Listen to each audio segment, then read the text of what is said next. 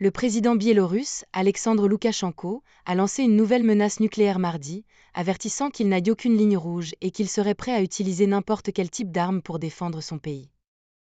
Loukachenko, un allié proche du président russe Vladimir Poutine, a déclaré qu'il avait déployé des systèmes de missiles à longue portée polonais et Iskander en réponse à ce que son armée a décrit comme une augmentation des tensions à la frontière avec l'Ukraine. Le 29 juin, le colonel Vadim Loukachevitch, un officier militaire biélorusse, a déclaré que l'Ukraine avait déployé ses forces à la frontière biélorusse, dans le but d'entraîner le pays dans la guerre.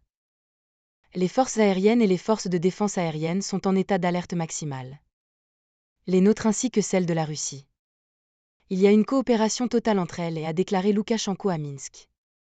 Les systèmes de missiles polonais et Iskander sont déployés en position de combat. Vous savez également quel type de munitions ils transportent. Les missiles balistiques Iskander-M sont capables de transporter des ogives nucléaires et conventionnelles.